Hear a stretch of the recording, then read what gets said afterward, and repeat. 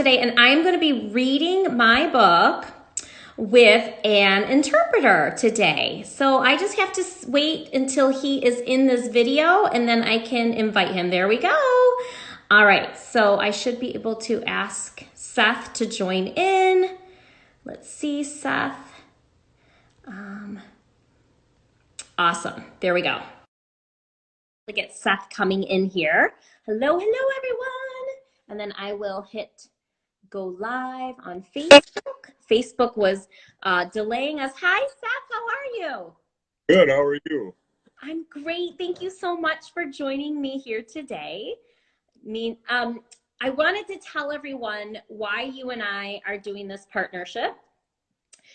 With everything that's happening in our world, we here at my company, Cardinal Rule Press, are trying our very best to make our videos and our books accessible to everyone.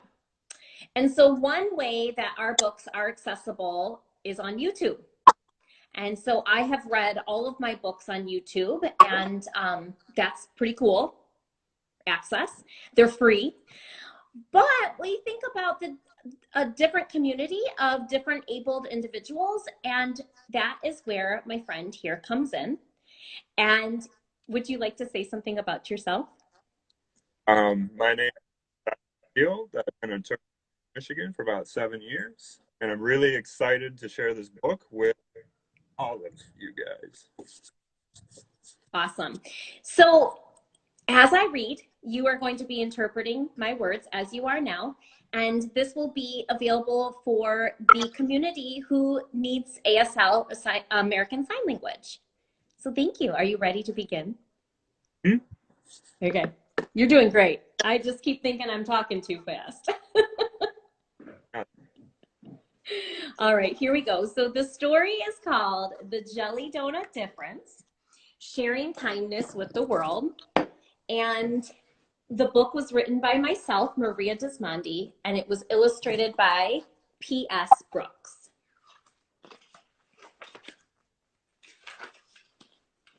The sun was barely up on this chilly winter morning when Dexter ran down the stairs following the mouth-watering smell of his mom's famous bacon and cheese bread pudding. Not so fast, Dexter's twin sister Leah yelled. She yanked his shirt, getting ahead of him in time to nab the first plate of their Saturday breakfast. 3 weeks in a row, Dex, Leah grinned as she took the first bite of bacon cheesy deliciousness. Why is it such a big deal to have the first bite of pudding? Dex demanded. Mama and Papa were busy cooking for family and friends who would be coming over to dinner that night. Leah, it's my turn to mix the stuffing, Dexter said, as he pulled the spoon right out of her hands. It was then Papa realized they had run out of eggs. Well, since you were the first to eat breakfast, Leah, you should go get eggs from Miss Marvis, Dexter told her. Instead, Papa sent both kids to get the eggs from the neighbor. Miss Marvis answered the door and invited the twins inside. Right away, Dexter noticed a difference between her house and theirs. It seemed too quiet. There were no good smells or messy countertops. Just a bowl of cereal on the table. Dex wondered, where is Miss Marvis's family? They never seem to come around. So that, boys and girls, is called empathy. When you think about someone else's situation, you say, gosh, I wonder what it would feel like to be Miss Marvis. On the way home with the eggs, Dex turned to Leah. Miss Marvis's house seems so lonely. Our house is always full of people, Leah observed. So let's ask Mama and Papa to invite her over to dinner tonight, Dex suggested. Good idea, Leah agreed. There she is winking her eye. Miss Marvis sat between Dex and Leah at the large dining table among other guests. She told stories of living in Poland with her children many years ago. She shared a Polish tradition of making and eating jelly donuts filled with sweet and savory fillings called punchki. Dexter's eyes lit up. So we have some people following along on Facebook right now. And what's going to happen, I am actually reading with an American Sign Language interpreter on Instagram. So we will upload the Instagram video and we will share it with all of you on Facebook later. Miss Marvis told them, traditionally we make punchki during the winter months to use up lard, sugar, eggs, and fruit in our house before fasting for a holiday. At the meal's end, Miss Marvis thanked them all. What a special treat to be here with you tonight. I love remembering when my children were young and the traditions we shared. Miss Marvis said as she brushed away a tear. Now they're grown and gone. Why, I haven't made those jelly donuts in years. The next morning, the twins played in the snow. When they came in to warm up, Leah grabbed the last packet of hot cocoa mix right out of Dexter's hands. Dex was about to yank back the mix when Papa interrupted. I have a recipe here for punchki, those jelly donuts Miss Marvis mentioned. Do you want to make them with me? Soon the kitchen was filled with gooey blueberry filling, melted butter, whipping cream, and other sticky ingredients. Leah, it's your turn to stir, Dex said, trying not to lick sugar off his fingers as he handed his sister the spatula.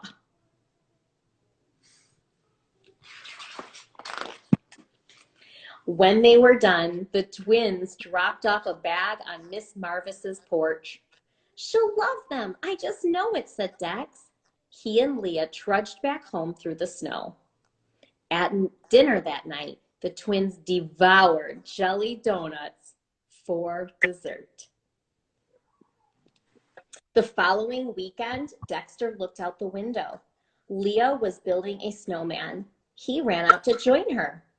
Leah stepped in front of her snowman. Stop, Dex. Don't knock it down. No.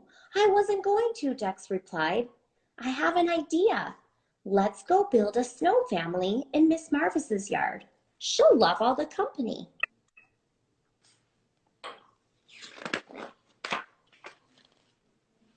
A few days later, on Monday, the twins found a letter from Miss Marvis. Dex picked it up and read it aloud. Dear Dexter and Leah, the punchki you made for me were wonderful.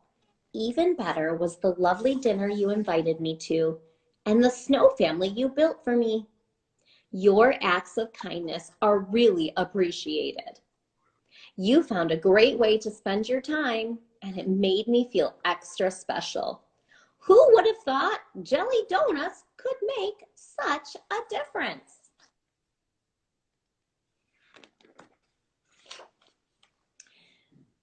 Before Leah could grab the letter from him, Dex handed it to her. I'm thankful we have each other, he said. It felt good to work together. Leah grinned, and I'm thankful we learned how to make jelly donuts. The twins giggled until their bellies hurt, thinking about the new treats and tradition they hoped to continue. The end. Seth, I have to tell you, you are so talented at communicating ASL. Oh, thank you so much. I really appreciate you inviting me to and access for our hard of hearing students. It's been really tough during this time to have access to like children's books and literacy overall. So I really appreciate inviting an interpreter and I'm so glad we connected. And please be sure you send me an email. I would love to get you more books, physical books, so that you can use them with your students as well. Thank you so much. Yeah. You're welcome. Have a great day. You.